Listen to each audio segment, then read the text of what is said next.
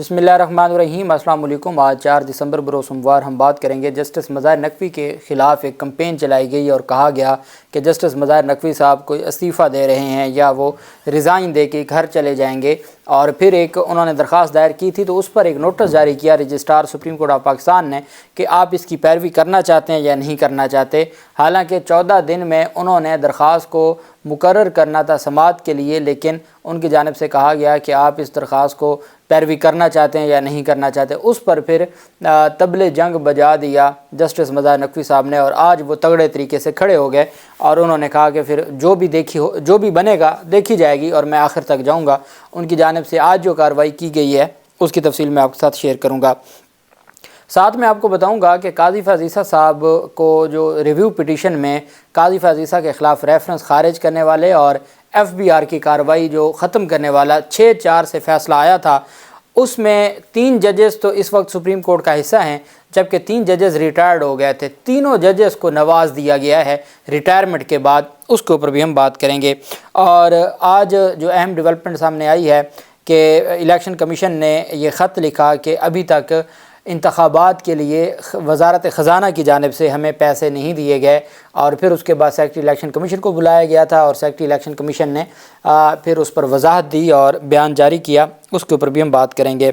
سب سے پہلے میں آپ کو بتاتا چلوں کہ MQ وفد کی چیف الیکشن کمشنر سے ملاقات ہوئی، اور وہ بڑی دلچسپ ملاقات تھی چونکہ MQ نے الیکشن کمیشن پر پاکستان پیپلز پارٹی سے پیسے کھانے کا الزام لگا دیا ہے۔ میں نے دیکھا کہ پاکستان تحریک انصاف تو پہلے PDM کی اور نون لیگ کی B ٹیم کہا کرتی ہے الیکشن کمیشن کو، اور جو IPP ہے استحکام پاکستان پارٹی، اس کے جو رہنما ہیں عمران اسماعیل، انہوں نے بھی کہا ہے کہ الیکشن کمیشن جانبدار ہے، نون لیگ کے ساتھ ہے اور وہ نون لیگ کو نواز رہا ہے، اور آج پاکستان پیپلز پارٹی سے پیسے کھانے کا الزام لگا دیا ہے MQ نے الیکشن کمیشن پر۔ MQ نے حلقہ بندیوں اور لیول پلینگ فیلڈ پر تحفظات الیکشن کمیشن کے سامنے رکھے۔ سندھ تقسیم ہو چکا ہے، صرف اعلان ہونا باقی ہے، یہ کہنا تھا MQ رہنماؤں کا۔ سندھ میں نگران حکومت کم اور پیپلز پارٹی کی حکومت زیادہ ہے، پیسہ بولتا ہے اور بول رہا ہے، اگر صاف شفاف انتخابات نہیں ہوتے تو بہت بڑا مسئلہ بن جائے گا۔ حلقہ بندیوں سے متعلق خدشات، اعتراضات اور ان کے ازالے کے لیے متحدہ کا وفد الیکشن کمیشن پہنچا۔ چیف الیکشن کمشنر سے ملاقات کی۔ فاروق ستار، خالد مقبول، جاوید حنیف اور عبدالحفیظ پر مشتمل وفد نے چیف الیکشن کمشنر سے ملاقات کی۔ ملاقات کے بعد مقبول صدیقی نے کہا کہ چیف الیکشن کمشنر سے بڑی امید ہے لیکن یقین نہیں آ رہا، سکندر سلطان راجہ کے نیچے ٹیم کمپرومائزڈ ہے۔ ہمارے اعتراضات اتنے واضح تھے کہ سب نے اتفاق کیا، نگران حکومتیں تو آ گئی ہیں مگر سندھ میں ہم نگران حکومت کے منتظر ہیں۔ ان کا کہنا تھا الیکشن کمیشن نے سندھ سے متعلق کسی اعتراض پر غور تک نہیں کیا۔ انتخابی طور پر سندھ کو 2 حصوں میں تقسیم کر دیا گیا ہے، صرف اعلان ہونا باقی ہے، انتخابات کا جانبدارانہ ہونا بہت واضح ہوتا جا رہا ہے۔ فاروق ستار نے الزام لگایا کہ حلقہ بندیوں میں غلطیوں کو مزید بگاڑ دیا گیا، پیپلز پارٹی کا بہتا ہوا پیسہ شاید اس الیکشن کمیشن کی بلڈنگ تک بھی پہنچ گیا ہے۔ حلقہ بندیوں میں اتنی ناانصافی کے بعد لیول پلینگ فیلڈ کی بات کیا بات کریں گے؟ پیوند کاری کے ذریعے پیپلز پارٹی کو فائدہ پہنچایا گیا۔ انہوں نے کہا اگر ملک میں صاف شفاف انتخابات نہ ہوئے تو یہ بہت بڑا مسئلہ ہوگا۔ اب اگر پاکستان تحریک انصاف کا کوئی فرد یا رہنما الزام لگاتا، پیسوں کا الزام لگاتا الیکشن کمیشن آف پاکستان پر، تو میں سمجھتا ہوں کہ توہین الیکشن کمیشن کی کارروائی شروع ہو جانی تھی، چونکہ جتنی بھی اس طرح کی کارروائیاں ہیں وہ مختص ہیں پاکستان تحریک انصاف کے خلاف، اس وجہ سے پاکستان تحریک انصاف کے خلاف ہی اس طرح کی کارروائی ہو سکتی ہے۔ دوسری جانب 17 کے قریب پٹیشنز، مختلف درخواستیں دائر ہو چکی ہیں الیکشن کمیشن آف پاکستان میں انتخابات رکوانے کے لیے، اور پہلے 2 دائر ہوئے، پھر 3 دائر ہوئے، اور اب جو ٹوٹل تعداد ہے وہ 17 کراس کر چکی ہے۔ اور ساتھ خبر یہ بھی ہے کہ الیکشن کمیشن آف پاکستان نے ان درخواستوں کو سماعت کے لیے مقرر کرنے کا فیصلہ بھی کر لیا ہے۔ ساتھ ہی الیکشن کمیشن کی جانب سے آج صبح سویرے خط لکھا گیا اور کہا گیا کہ جو انتخابات ہیں 2024 کے، ان کے لیے مختص فنڈ ابھی تک فراہم نہیں کیا، نگران حکومت نے اس پر نوٹس لیا۔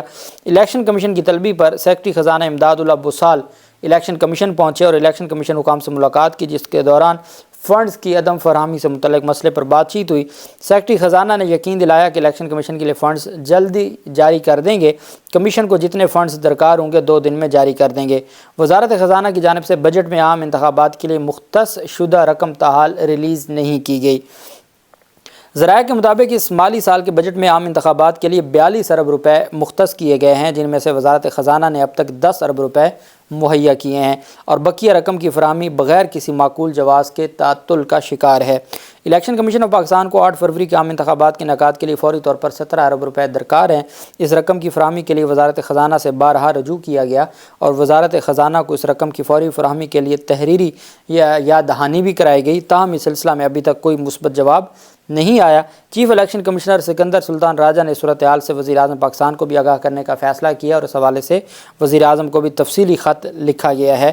تو یہ انتخابات کے حوالے سے ہمارے چیف جسٹس آف پاکستان نے تو یہ فرمایا تھا کہ ہم اگر کوئی انتخابات کی ڈیلے کی بات کرے گا تو اس کے خلاف کارروائی ہو، اور خبر یہ ہے کہ 3-4 حلقوں کو جو حلقہ بندیاں ہوئی ہیں اس کو چیلنج کیا جا رہا ہے ایم کیو ایم کی جانب سے اسلام آباد ہائی کورٹ میں۔ اب پتہ نہیں ان کو عامر فاروق صاحب کی اسلام آباد ہائی کورٹ میں کیا ضرورت پڑی، جب حلقہ بندیاں ہیں سندھ کی تو وہ سندھ ہائی کورٹ میں دائر کریں، لیکن ان کو امید ہے اسلام آباد ہائی کورٹ سے انصاف کی، اس وجہ سے انہوں نے یہ بھی فیصلہ کیا ہے کہ وہ اس سارے معاملے کو لے کے جائیں گے اسلام آباد ہائی کورٹ میں۔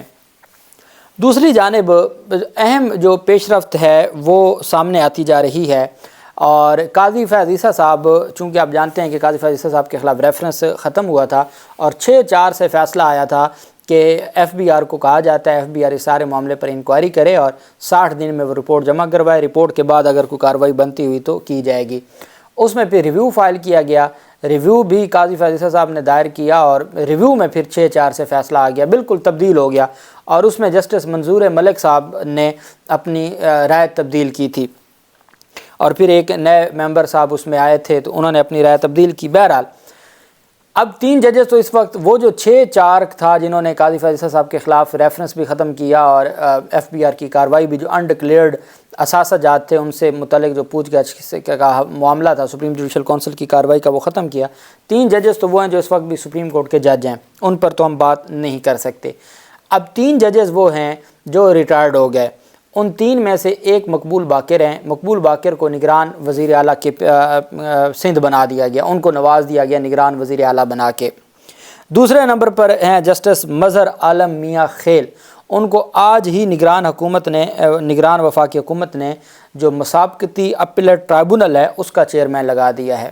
مسابقتی جو اپیلیٹ ٹرائبونل ہے اس کا چیئرمین لگا دیا ہے مظہر عالم میاں خیل کو، سابق جج سپریم کورٹ کو۔ یہ بھی وہ جج صاحب ہیں جنہوں نے ان کے حق میں فیصلہ دیا تھا قاضی فیض عیسیٰ صاحب کے۔ تیسرے جج رہ گئے منظور ملک صاحب۔ منظور ملک صاحب کو قاضی فیض عیسیٰ صاحب نے 2 سال کے لیے جوڈیشل کمیشن آف پاکستان کا ممبر بنا دیا ہے۔ اب جوڈیشل کمیشن آف پاکستان کا ممبر جو منظور ملک صاحب کو بنایا گیا ہے قاضی فیض عیسیٰ صاحب کی جانب سے، ان کی جانب سے نامینیشن تھی اور پھر وہ 2 ممبران نے اختلاف کیا اور باقی جو تمام ممبران تھے انہوں نے ان کو سپورٹ کیا۔ تو اس طریقے سے جو تینوں ججز ہیں، ایک نگران وزیر اعلیٰ سندھ بن چکا ہے، ایک کو مسابقتی اپیلیٹ ٹرائبونل کا نگران وفاقی حکومت نے چیئرمین تعینات کر دیا، اور ایک کو جوڈیشل کمیشن آف پاکستان کا جو تعینات کر دیا گیا ہے کہ جی یہ ساری کی جو ساری چیزیں ہیں وہ آئین اور قانون کے مطابق ہو رہی ہیں۔ میں سمجھتا ہوں کہ یہ سارا کچھ غیر ارادی طور پر ہو رہا ہے، لیکن آپ اندازہ لگائیں کہ کیسا ایک خیالات کا جوڑ ہے جو ہماری نگران حکومت کے ساتھ، اور پھر اس کے بدلے پھر ساری چیزیں جب آپ کے سابق ساتھی ہیں ان کو جب نوازا جاتا ہے آئین اور قانون کے مطابق، تو یہ باتیں پھر ڈیفینیٹلی بہت کام آتی ہیں اور پھر چیزیں ڈسکس ہوتی ہیں۔ بہرحال دوسری جانب سپریم جوڈیشل کونسل میں شکایت کے معاملے پر رجسٹرار سپریم کورٹ کے نوٹس کا جواب جمع کروا دیا کا جو ہمارے آنریبل مظاہر نقوی صاحب ہیں۔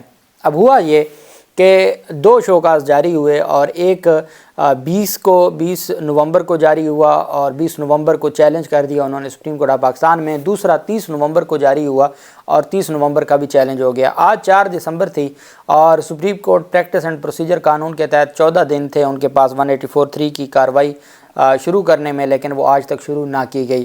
ساتھ رجسٹرار سپریم کورٹ نے ٹائم کو سیٹ کرنے کے لیے ایک نوٹس بھیج دیا کہ آپ کیا اپنی پٹیشنز پر कार्रवाई आगे बढ़ाना चाहते हैं या आप नहीं बढ़ाना चाहते। अब ये पूछना रजिस्ट्रार का काम ही नहीं था।